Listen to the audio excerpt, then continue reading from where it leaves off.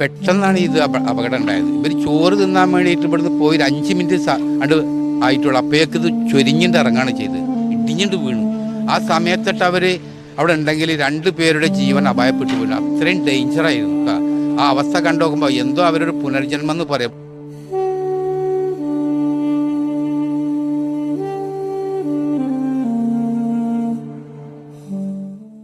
നേത്ര സംരക്ഷണത്തിന് നമ്മുടെ അഹല്യ ഫൗണ്ടേഷൻ ഐ ഹോസ്പിറ്റൽ, കേരളത്തിൽ എല്ലായിടത്തും. സംഭവം ഉച്ചയ്ക്ക് ഇവിടെ 2 കച്ചവടക്കാരുണ്ട്. ഒന്ന് അസീസ്, ഒന്ന് ഗഫൂർ. ഇവർ 2 പേരും ചാക്കിൻ്റെ ബിസിനസ്സുകാരാണ്. ഇവരെ വാപ്പായി പൂർവികമായിട്ടുള്ള കച്ചവടക്കാരാണ്. ഈ തോട്ടിൻ്റെ 2 കരയിലും പഴയ കാലത്ത് കാൽച്ചാക്കിൻ്റെ ബിസിനസ് നടന്നിരുന്ന കേന്ദ്രമാണ്. അത് നൂൽച്ചാക്കുകളാണ്. ഇപ്പോൾ എല്ലാ ഇതും പ്ലാസ്റ്റിക് ചാക്ക് വന്നതോടുകൂടി ഈ മേഖല മൊത്തം പോയി.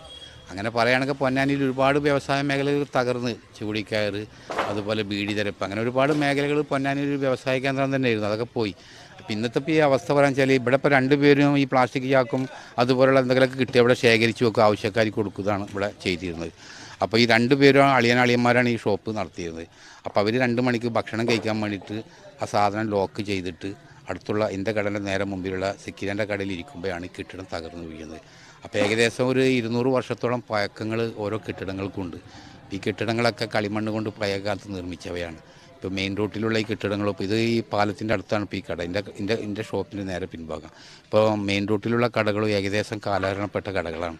കാരണം അതിൻ്റെ ഫ്രണ്ടേജ് മേൽക്കൂരൊക്കെ പുറത്തേക്ക് തള്ളി നിൽക്കുകയാണ്. ഏത് നിമിഷവും അപകട ഭീഷണിയാണ്. കാരണം മഴച്ചാറിലും ഇതും കാറ്റടിക്കുമ്പോൾ ഈ മഴപ്പാൽ തട്ടുമ്പോൾ ഇതൊക്കെ നനഞ്ഞ് കുതിർന്ന് നിൽക്കുകയാണ്. ഏത് നിമിഷം അപകടം വരും. ഇവിടെ ഇപ്പോൾ ഒരുപാട് കെട്ടിടങ്ങളായി തകർന്നു വീഴുന്നു. പക്ഷേ അധികാരികളുടെ ഭാഗത്ത് നിന്ന് നല്ലൊരു ശ്രദ്ധ ഇതിലുണ്ടാവുന്നില്ല. ഇത് വലിയ അപകടമാണ്. ഈ സമയത്ത് ഈ റോട്ടിൽ കൂടി യാത്ര പോണ ഒരു പൊതുവഴിയാണിത്. ഒരുപാട് വീടുകളൊക്കെ അവിടെ ഉണ്ട്. ഈ അപകടം നടക്കുന്ന സമയത്ത് ആരെങ്കിലും അതിൻ്റെ ഇടയിൽ കൊടുക്കുകയാണെങ്കിൽ ഒരു ജീവൻ പോലും കിട്ടില്ല. ആ അവസ്ഥയിലിരുന്നു ഇപ്പോൾ കച്ചവടം ചെയ്തിരുന്നവരും. കാരണം അത് മൊത്തം റോട്ടിലേക്ക് ചാടി. ഇവരെല്ലാം കൂടിയും കുറേ ആളുകൾ കൂടി ഇപ്പോൾ അതൊക്കെ നീക്കിയിട്ടതാണ്. എന്തായാലും ഭയപ്പെട്ടു പോയി. ഇവിടെ ഇപ്പോൾ ഒരുപാട് കടകൾ വീണ്. ഇതൊക്കെ ഇങ്ങനെ തന്നെ അപായമൊന്നും സംഭവിക്കാത്ത രീതിയിൽ. ഇനി അപായം സംഭവിച്ചാൽ എന്തു പറയും അധികാരികൾ, അന്നേരം എന്തു പറയും? അപ്പോൾ ഇതൊക്കെ ഇനി മാറ്റി പണിതിട്ടും ഇനി ഇതിൻ്റെ കേടുപാട് തീർത്തിട്ടൊന്നും ഇത് ബലശക്തിപ്പെടുത്താൻ പറ്റില്ല. അത്രയും ദീർണിച്ചു പോയി. ഇതിനെ മേലെ ഇനി ബലം കൂട്ടാനോ ശക്തിപ്പെടുത്താനോ പറയും. ഇത് പൊളിച്ച് പുനർനിർമ്മിക്കുകയോ മറ്റു വല്ല രീതിയിൽ ഉപയോഗപ്പെടുത്തുകയോ ചെയ്യല്ലാതെ ഈ കെട്ടിടങ്ങൾ കൊണ്ട് ഇനി വേറെ ഒന്നിനും പറ്റില്ല. അത്ര ജീർണിച്ച അവസ്ഥയിലുള്ളത്. ഇപ്പോൾ റോഡിലൊക്കെ നിൽക്കുന്ന കെട്ടിടങ്ങളൊക്കെ വീണിട്ടുണ്ടെങ്കിൽ വാഹനങ്ങളും യാത്രക്കാരൊക്കെ പോകണ തിരക്ക് കൂടിയ റോഡാണ് പൊന്നാനി.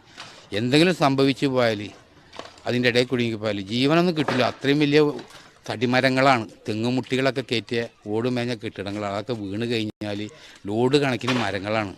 ഒരു മനുഷ്യൻ്റെ ജീവൻ പോകാൻ ഇത്ര പേർത്തൊന്നും വേണ്ടല്ലോ. അപ്പോൾ അധികാരികൾ ഇനിയെങ്കിലും കണ്ണ് തുറക്കട്ടെ. ഇത് നമുക്ക് കാണുമ്പോൾ ഭയപ്പാടാണ്. ഏത് പാതിരാക്ക് റോട്ടിൽ കൂടി യാത്ര ചെയ്യുന്ന ആളുകളാണ്. ഏത് സമയത്താണ് എപ്പോഴാണ് സംഭവിക്കുന്നത് പറയും. ഇതിങ്ങനെ പകൽ വെളിച്ചത്തിൽ നടന്നതുകൊണ്ടും ആ സമയത്ത് ഇതിൻ്റെ മുന്നേറ്റത്തിൽ കൂടെ യാത്രക്കാരില്ലാത്തത് കൊണ്ടും ഷോപ്പിൽ ആരില്ലാത്തത് കൊണ്ടും ആളപായം സംഭവിക്കാഞ്ഞത് എല്ലാം കൊണ്ടും ഭാഗ്യമാണ്. മിത്ര ഡയമണ്ട്സ്, താഴെപ്പാലം, തിരൂർ. 35 വർഷത്തെ വിശ്വസ്ത പാരമ്പര്യവുമായി എന്നും എപ്പോഴും കൂടെയുണ്ടെന്ന വിശ്വാസം. Basith wedding mall, Basith arcade, Poongottukulam, Tirur.